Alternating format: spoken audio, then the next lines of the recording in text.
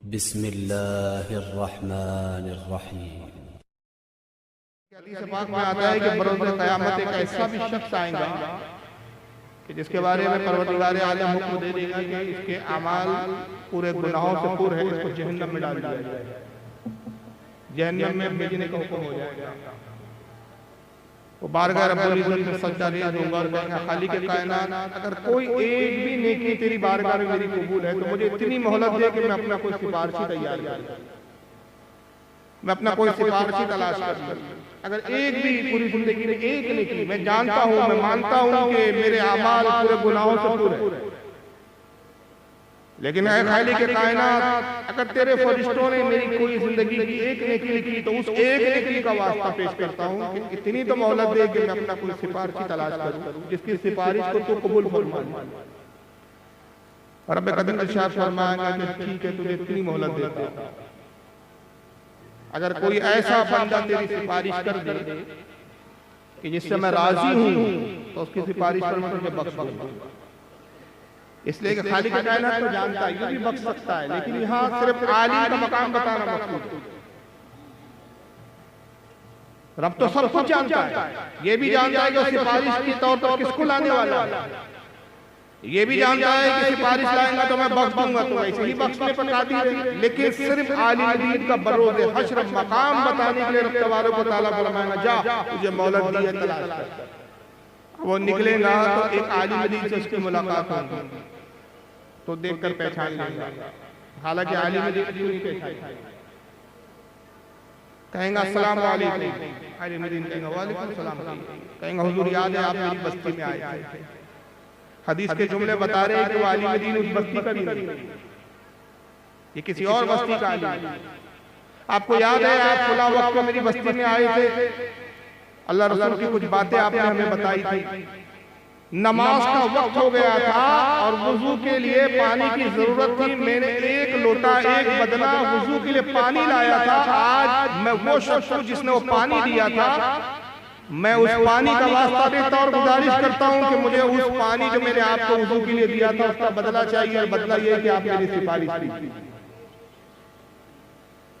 तो आलिम दीन कहेगा अच्छा तुमने मुझे वुजू के लिए पानी लोटा भर पानी लेके दिया था, अच्छा आओ। आलिम दीन हाथ पकड़ेगा और अल्लाह की बारगाह में ले जाकर अर्ज करेगा खालिक़ कायनात, तेरी इबादत का मौका था, तेरी बारगाह में सजदा रेज़ होना था, नमाज का वक्त हो गया, मैं अजनबी था उस बस्ती में, ये वो शख्स खालिक़ कायनात जिसने तेरी इबादत के लिए वुजू के लिए मुझे पानी ला कर दिया। ऐ खालिक़ कायनात, तेरी बारगाह में सिफारिश करता हूं कि इस एक लोटा पानी के एवज इसकी मग़फ़िरत फरमा दे। अल्लाह फरमाएगा ऐ आलिम दीन तेरी सिफारिश कबूल की, चाहे इसका हाथ पकड़ और अपने साथी से भी जन्नत में। अंदाजा लगाइए कि जब एक आलिम दीन की खिदमत में आप एक लोटा पानी देते हैं तो क़यामत में ये शफ़ाअत का सबब बन जाएगा कि किसी को आलिम बनाने में अपनी हलाल कमाई सर्फ कर दिया, कितना अजर है। तो एक हाफिज़ कुरान 7 पुश्तों को बख्शवाए, मगर आलिम दीन का मकाम क्या है? हुफ़्फ़ाज़ से बड़े आलिम दर्जे हैं हमारे। हाफिज़ का मकाम अपनी जगह, उससे बढ़कर होता है आलिम, आलिम से बढ़कर होता है मुहद्दिस, मुहद्दिस से बढ़कर होता है फ़क़ीह। ये मुख्तलिफ दर्जात। उलमा भी उलमा की जमात है। मुहद्दिसीन में अगर आप देखें तो आपको मुहद्दिसीन में मिलेंगे हुज़ूर सैयदी आला हज़रत मुहद्दिसीन में नजर आएंगे, और भी दिगर बुज़ुर्गान दीन मुहद्दिस में नजर आएंगे, इमाम बुखारी, इमाम मुस्लिम, इमाम तिर्मिज़ी, इमाम जलालुद्दीन सुयूती, शाह अब्दुल हक मुहद्दिस देहलवी, ये जितने हैं सब मुहद्दिसीन हैं। और फिर इनसे बड़ा होता है फ़क़ीह, कि मुहद्दिस भी जिसकी तकलीफ का मोहताज होता है। और फ़क़ीह में कौन है? इमाम आज़म अबू हनीफा है, इमाम मालिक है, इमाम शाफ़िई है, इमाम अहमद इब्न हंबल। 4 मशहूर है फ़क़ीह, और चीज़ें हैं। तो ये दर्जे होते हैं। आलिम का मकाम क्या है? आका फरमाते हैं कि क़यामत के दिन हुक्म होगा कि जन्नतियों जन्नत में चले जाओ, जिसके अच्छे अमाल है सबको बख्श दिया गया। मीज़ान पे अमाल तोले जाएंगे, वजन किए जाएंगे, जिसके अमाल अच्छे होंगे हुक्म हुआ जाओ जन्नत में, तेरे अमाल अच्छे हैं जन्नत में, जाओ जन्नत में, जन्नत में। आलिम दीन का नंबर आएगा, अल्लाह फरमाएगा रुक जाओ, इसको रोक दो।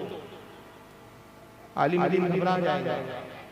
आका फरमाते हैं कि वो बार बार इज्जत में सजदा रेज़ होगा, कहेगा खालिक कायनात दुनिया में मैं तेरे दीन की खिदमत की, तेरे दुश्मनों से मैं लड़ता रहा, तेरे बदबू के खिलाफ मैं अपनी ज़बान का इस्तेमाल करता रहा, इस्लाम पर उठने वाले हर हरने का मैं जवाब देता रहा। रब्बे कदीर क्या मेरी वो नेकियां बर्बाद हो गई, जाय हो गई, तेरी बारगाह में कबूल नहीं हुई? कि आबिद को हुक्म हुआ कि जन्नत में जाओ, नमाजी को हुक्म हुआ कि जन्नत में जाओ, रोज़ादार को हुक्म हुआ कि जन्नत में जाओ, परहेज़गार को हुक्म हुआ कि जन्नत में जाओ, ज़कात देने वालों की ज़कात कबूल ही कहा गया जन्नत में जाओ, मुझे रोक दिया गया। रब फरमाएगा ऐ मेरे रसूल की उम्मत के आलिम घबरा नहीं, तुझे इसलिए नहीं रोका गया कि तू जन्नती नहीं है, बल्कि इसलिए रोका गया कि तू रुक और जितनों की तू शफाअत करेगा उन सबको भी मैं बख्श दूंगा। सुभान अल्लाह, सुभान अल्लाह, उसकी कोई लिमिट ही नहीं। आका कहते हैं कि जब तक आलिम दीन चाहेगा, जितनों की चाहेगा उतनों की शफाअत करेगा। और जब वो शफाअत करते करते उसका दिल भर जाएगा, कहेगा मौला जितनों की मैं शफाअत करता था, जितनों को मैं जानता था, मैंने सबकी शफाअत कर दी, अब हुक्म दे कि मैं भी जन्नत में चले जाऊंगा। रब फरमाएगा अच्छा तू भी चल जा। तो इल्म दीन की बड़ी अहमियत है और इल्म दीन के साथ दुनिया भी इल्म चाहिए, क्योंकि हमें अल्लाह ताला ने हुक्म दिया है कि जब तक दुनिया में हो तो दुनिया में रहने का भी ढंग सीखो, यहाँ के उलूम व फुनून भी सीखो। आका की हदीस है आला सनद के एतबार से ज़ईफ़ है, लेकिन मुहद्दिसीन ने इस पर गुफ्तगू की और कहा कि असल में सनद ज़ईफ़ है, लेकिन इसका मतन में खराबी नहीं है। और इसमें जो मकसद है बताने का वो इल्म दीन के हुसूल की अहमियत को वाज़ेह करना है। आका ने कहा इल्म हासिल करो अगरचे तुम्हें चीन जाना पड़े। चीन अरब से बहुत बहुत दूर था और आज भी दूर है, ऐसा नहीं कि अब करीब हो गया, आज भी दूरी है, हजारों मील का फासला है। अब शायद सी बात है कि हुजूर फरमा रहे चीन जाना पड़े इल्म हासिल करो, तो चीन में तो कोई नबी नहीं था, नबी तो खुद तालीम देने आए थे, तो वो कौन सा उलूम है जिसके लिए आप चीन भेज रहे हैं? तो वो दुनियावी उलूम व फुनून है। इसलिए कि मुसलमान वो होता है जो दीन के भी इल्म से आरास्ता होता है और दुनिया के उलूम से भी आरास्ता होता है। आला हज़रत ने बड़ी प्यारी बात कही, और जब मैंने कौल को आला हज़रत ने पढ़ा था बहुत देर तक सोचता रहा, इतने नुकात उसमें मालूम हुए मुझे, एक जुमले में क्या समंदर को समेट दिया आला हज़रत ने। आला हज़रत फरमाते हैं कि ए मुसलमान, ए सुन्नी मुसलमान, वज़नी बन बोझ मत बन। क्या जुमला फरमाया है? वज़नी बन बोझ मत बन। बोझ और होता है, वजनदार और होता है, फर्क होता है दोनों। हालांकि सुनने में लगता है भाई वजन को भी हम बोझ कह देते हैं, यार बोझ बहुत ज्यादा है या वजन बहुत ज्यादा है, बात तो एक ही हो रही है, लेकिन नहीं, यहाँ बड़ा फर्क है। वजनी होना और होता है, बोझ बनना और होता है। एक इंसान जब अक्ल से आरी हो जाता है, नाफहमी का शिकार हो जाता है, जब उसका इल्म उसका साथ नहीं देता, वो बदअकीदा हो जाता है, तो वो अपने पूरे माशरे, जिस माशरे में रहता है उस पूरे माशरे पर बोझ बन जाता है। जिस घर में पैदा होता है उस खानदान वालों पर बोझ बन जाता है। जिन लोगों के दरमियान में रहता है उन लोगों के दरमियान बोझ बन जाता है। लेकिन वज़नी होना ये है कि जब इल्म फहम नफा बख्श हो जाता है और आदमी अपनी किसी एक खास फील्ड में, किसी एक खास शोबे में मेहनत और मशक्कत करता है और उसकी ताल्लुक से बड़ी तहकीक और रिसर्च करता है, तो हालत ये हो जाती है कि उस मामले में, उस फन में, उस फनून में उसका लेवल, उसका मेयार इतना बुलंद बाला हो जाता है कि लोग उसकी तरफ इशारा करते हैं, गोया कि वो इतना वज़नी हो जाता है। कहा जाता है कि अगर इस इल्म को अगर कोई जानता है और अगर इस इल्म को सीखना है तो फुला की तरफ जाओ, जिसको कहा जाता है मुशारुन इलैह हो जाता है, उसकी तरफ इशारे किए जाते हैं। तो आला हज़रत ने पैगाम दिया कि आप जिस फील्ड में रहते हो उस फील्ड में वज़नी बनो। जरूरी नहीं है कि हर शख्स आलिम दीन बने, इसलिए कि आलिम दीन बनना फर्ज़ किफ़ाया है। पूरी बस्ती में अगर एक ही आलिम है सब बरी हो गए, और अगर पूरी बस्ती जाहिल है तो सब जिम्मेदार हुए, सब गुनहगार। तो आप जिस फील्ड में, अगर आप डॉक्टर हैं तो अपनी फील्ड में इतनी मेहनत करो कि ऐसे वज़नी डॉक्टर बन जाओ कि दुनिया ये कहने पर मजबूर हो जाए कि अगर इस बीमारी का कोई इलाज कर सकता है तो डॉक्टर फुला सकता है। इंजीनियर हो तो अपने फील्ड में इतने वजनी बन जाओ कि इंजीनियरिंग की फील्ड में आपकी तरफ इशारा किया जाए। हत्ता कि अगर आप एक मैकेनिक भी हो उस ताल्लुक से भी आपकी तरफ इशारा किया जाए कि साहब अगर ये गाड़ी को कोई दुरुस्त कर सकता है तो अल्लाह मैकेनिक साहब दुरुस्त कर सकते हैं। ये होता है वजनी होना। और दुनिया के जितने उलूम हैं, मौला कायनात अली मुर्तज़ा ने बड़ी प्यारी बात फरमाई, कहा कि लोगों इल्म के हुसूल में शर्माओ। अगर इल्म काफिर के भी सीने में हो उसे हासिल करो, वो तुम्हारी विरासत है कि जितने उलूम हैं तुम्हारे बाप आदम दुनिया में लाए थे, तुम्हारे बाप की विरासत है, गलत जगह चले गई। इल्म ऐसी विरासत है, इल्म ऐसी नेमत है कि अगर काफिर के सीने में भी हो उससे भी हासिल कर लो कि काफिर के सीने में ये नेमत जब तक रहती है, बेचैन रहती है, जब तक सीना काफिर से मुंतकिल होकर सीना मोमिन में ना जाए उसको इत्मीनान नहीं हासिल होता। तो इल्म हमारी विरासत है, ये हमारे बाप आदम ने लाया है इल्म। और एक मकाम पे आका ने इल्म की अहमियत को इस कदर उजागर किया कि मैं हैरान हो गया कि शायद दुनिया के किसी रहबर ने इल्म के हुसूल के ताल्लुक से इतनी बड़ी बात कही। तारीख में ऐसी मिसाल नहीं कि इल्म होता क्या है, इल्म की अहमियत क्या है। इल्म सिर्फ जरिया माश का जरिया नहीं होता, रोजी रोटी का जरिया नहीं होता। इल्म हकीकत में इंसान को इंसान बनाता है, इंसान को शऊर बख्शता है। आका ने जो मिसाल दी जो मैं अभी बयान करने जा रहा हूँ, तारीख में इल्म के हवाले से ऐसी मिसाल मुझे आज तक नहीं मिली। अगर आपके पास इससे बड़ी मिसाल हो तो मैं सुनने के लिए तैयार। आका ने कहा लोगों इल्म हासिल करो, इल्म हासिल करो, इल्म हासिल करो। अगर तुमसे मुमकिन हो तो तुम में से कोई हुसूल इल्म के लिए लोहे के जूते बना ले, लोहे के जूतों को अपने पैरों में डाल ले और इल्म के हुसूल के सफर करता रहे, सफर करता रहे, हत्ता के लोहे के वो जूते घिस जाए, खत्म हो जाए, मगर तब भी वो इल्म हासिल करता रहे। ये ना समझे कि मैंने सब कुछ हासिल कर लिया, बल्कि समझे कि जो कुछ हासिल किया है समंदर से कतरा है, हत्ता की जिंदगी खत्म हो जाएगी, मगर इल्म पूरी मुकम्मल तौर पे तुम इल्म का हाथा नहीं कर सकते। कितनी प्यारी मिसाल है, वो है इल्म। जहालत अपने आप में खुद एक मौत है। जहालत के साथ इबादत भी नामकबूल होती है और इल्म के साथ थोड़ी इबादत भी मकबूल होती है। इसका फर्क क्या है जानते हैं? आला हज़रत फाज़िल बरेलवी अल-मलफूज़ में एक वाक़या नकल करते हैं और हदीस पाक के हवाले से बयान किया कि सरकार की हदीस है। इमाम गज़ाली ने हयाल उलूम में इस हदीस को नकल किया है। इमाम जलालुद्दीन सयूती ने लक़्तुल जान की अहकाम, लक़्तुल मरजान की अहकामिल जान रिसाला उनका अरबी में जिन्नात के ऊपर, उसमें भी हदीस को नकल किया है। बहुत सारी किताबों में हदीस है। और हदीस पाक ये है कि हुजूर फरमाते हैं रोजाना असर के वक्त शैतान का तख्त समुंदर में बिछता है। रोजाना, आज भी बिछा, कल भी बिछेगा। ऐसा कोई दिन नहीं जाता कि शैतान का तख्त, शैतान का दरबार समुंदर की सतह पे कायम होता है, वो बर्पा होता है। जितने उसके चमचे शयातीन सब जमा हो जाते हैं और 24 घंटे की पूरी रिपोर्ट पेश करते हैं कि हमने क्या क्या किया। तो फरमाते हैं कि एक मर्तबा शैतान का तख्त हज़्वे मामूल बिछा, उसका दरबार भरा, शैतान अपने तख्त पे बैठा हुआ है और सारे शयातीन कतारों में खड़े हुए।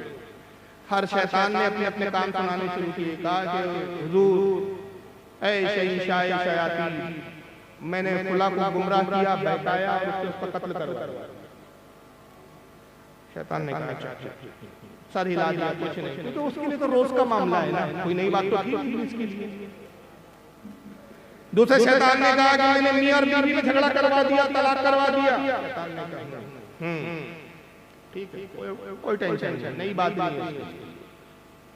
हर शैतान जो कुछ लोगों को गुमराह किया, फितने करवाए, फसाद करवाए, झगड़े करवाए, कत्ल करवाया, चोरी करवाई, डाके डलवाए, जितने गुनाह करवाए थे इंसानों से, हर शैतान अपनी रिपोर्ट पेश कर रहा है। शैतान सुन रहा है, कोई खास तवज्जो नहीं है। एक दुबला पतला मरियल सा शैतान खड़ा हुआ है किनारे पे, सर झुकाए, वो कुछ बोल नहीं रहा।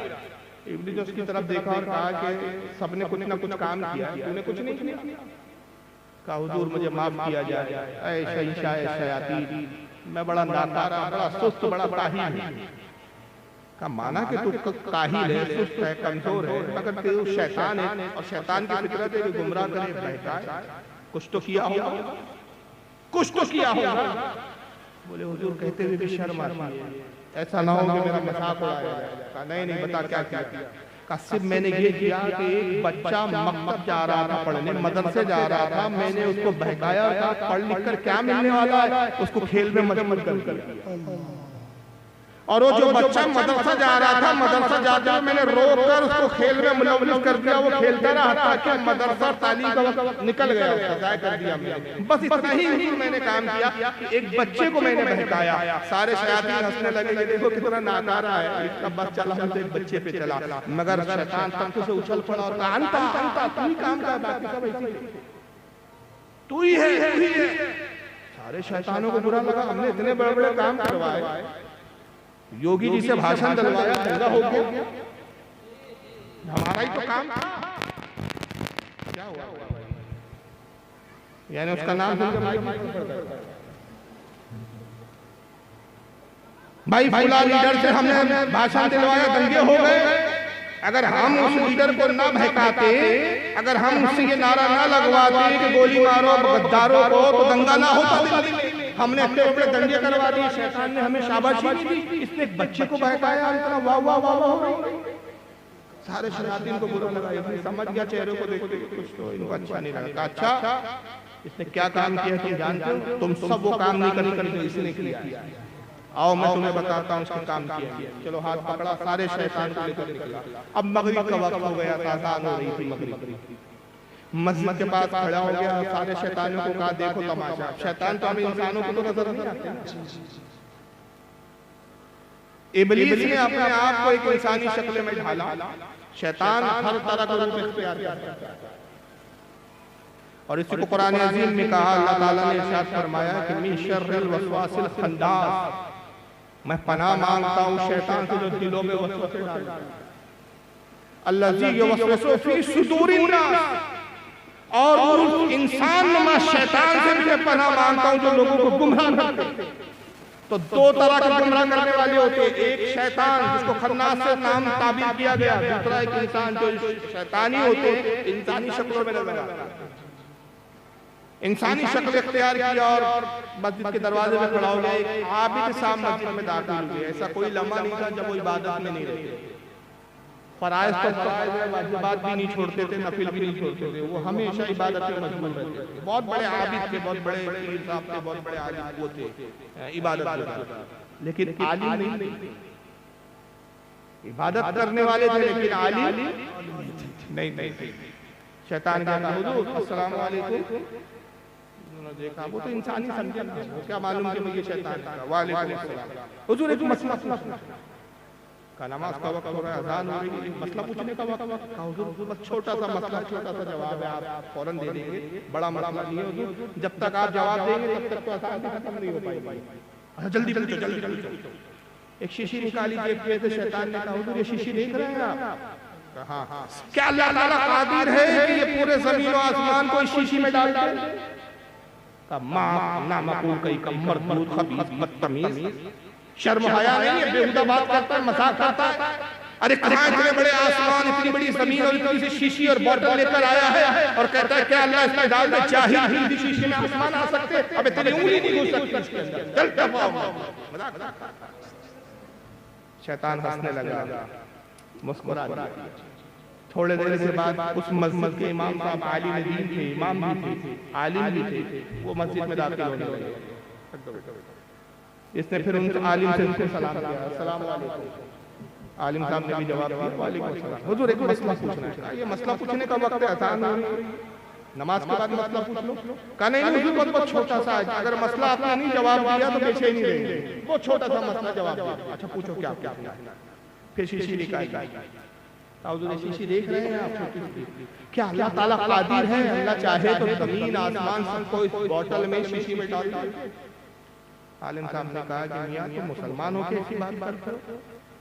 अरे पूरी जमीन और आसमान को शीशी में डालना कौन सी बड़ी बात है। मेरा रब्बे कदीर तो वो है कि वो खुद फरमाता है इन्नल्लाह अला कुल्ली शैइन कदीर, अल्लाह हर चाहे पर कादिर है। अगर वो चाहे तो पूरी कायनात को सुई के नाके सुई के सुराख में जमा कर दे। बेशक सुभान अल्लाह। शीशी भी तो बहुत बड़ी चीज है। मेरा रब तो उससे भी बढ़कर कादिर है।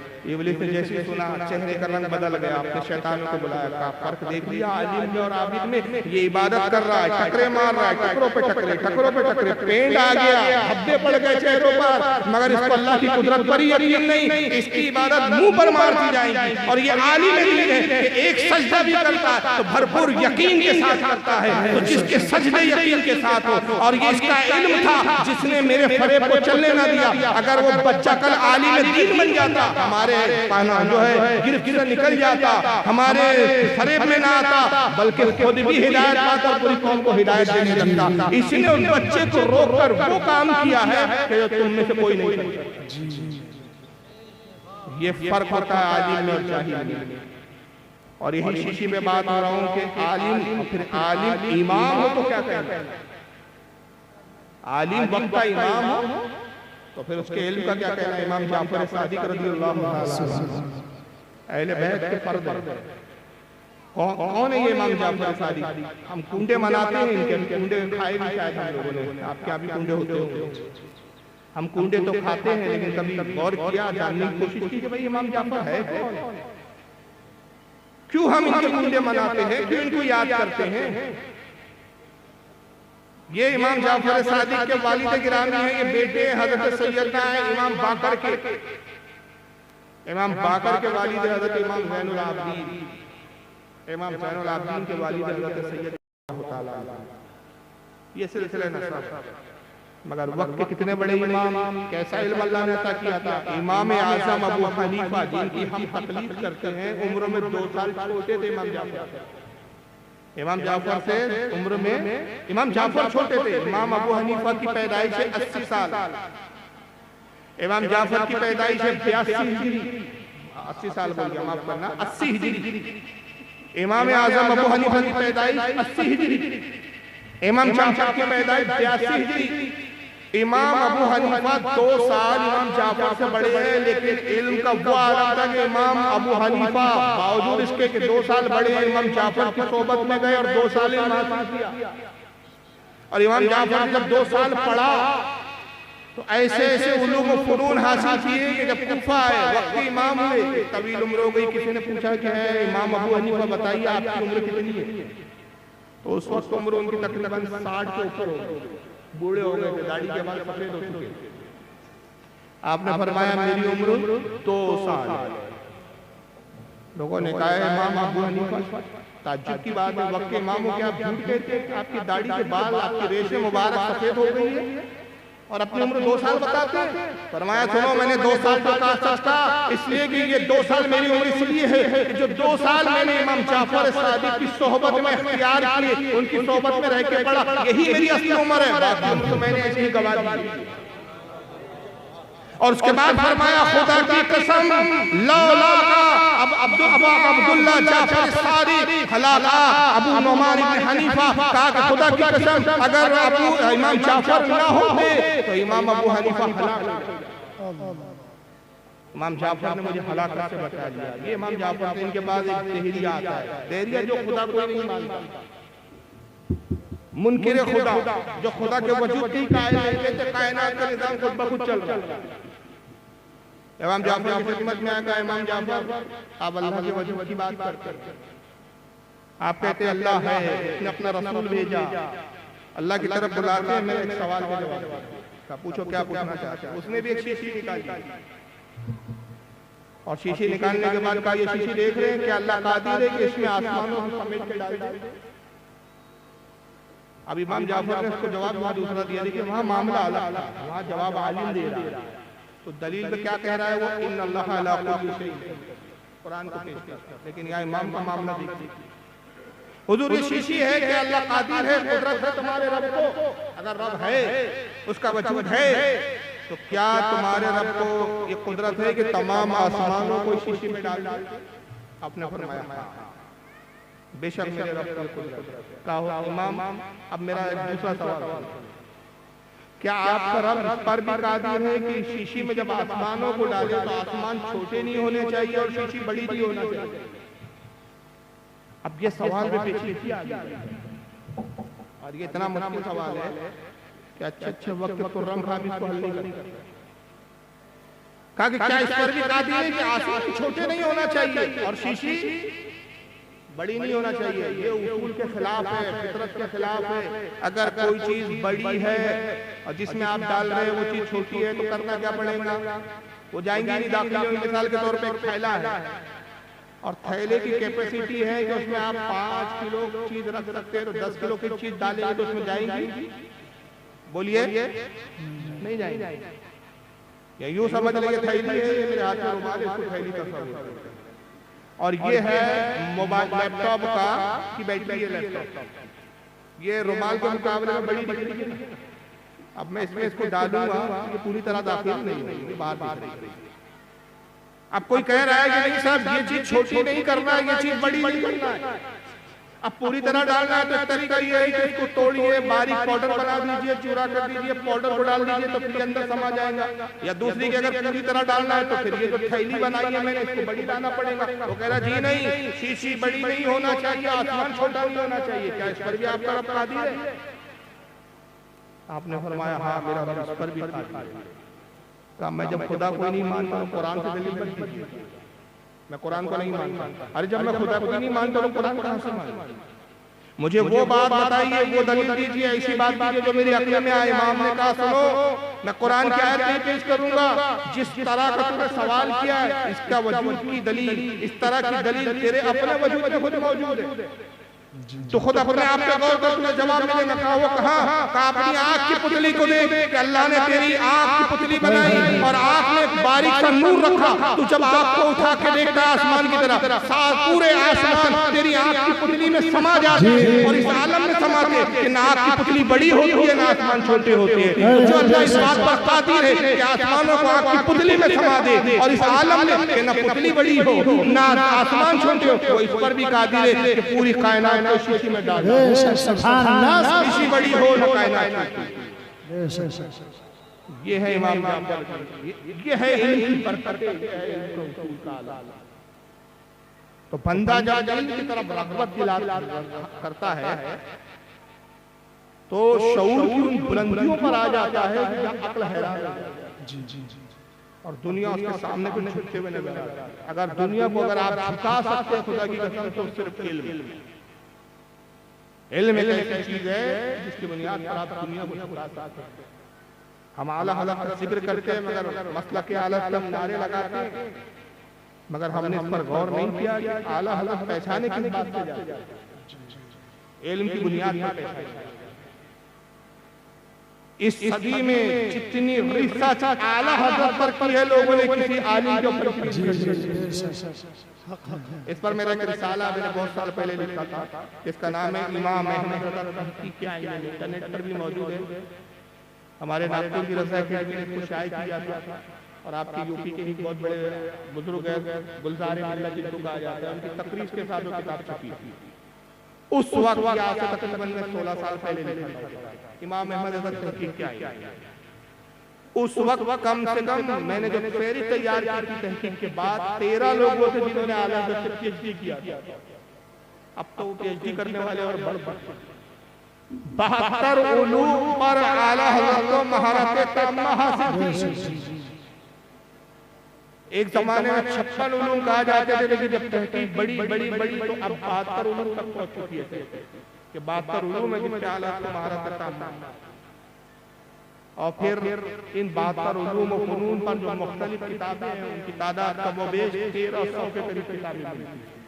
अंदाजा लगाइए जिस जात ने इस सदी में आप की यूपी की जमीन पर आपसे करीब, बरेली आपसे करीब है, इतने करीब होकर एक ऐसी जात पैदा हुई कि जिसके इल्म का लोहा पूरी दुनिया मान रही है।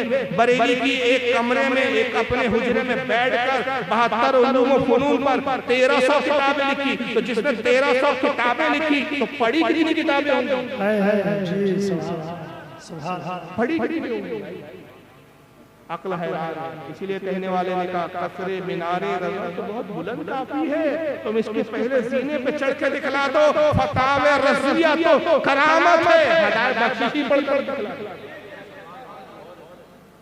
तो ये कौन सी चीज है कि बरेली के गुमनाम शख्स को, आला हज़रत गुमनाम ही तो थे ना, हालत को इस बुनियाद पे थोड़ी पहचानते हैं जो नकी अली खान के बेटे हैं।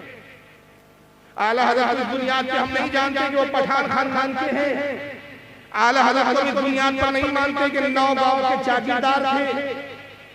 अरे भाई उनसे भी बड़े बड़े जागीरदार उस दौर में थे, उनसे भी बड़े बड़े होदे पर लोग थे, उनसे भी बड़े बड़े पैसे में माल में ज्यादा लोग थे। आला हज़रत की बुनियाद पर पहचाने गए, आला हज़रत पहचाने गए अपने इल्म की बुनियाद, जी बेशक, खिदमत दीन की बुनियाद, जी रसूलुल्लाह का जो अपने इल्म के जरिए दिफा किया उसकी बुनियाद। तो ये इल्म है जो इंसान को बुलंद कर देता है, ये इल्म है जो इंसान को परवान चढ़ा देता है, वक्त का इमाम बना देता है। Subscribe now and press the bell icon.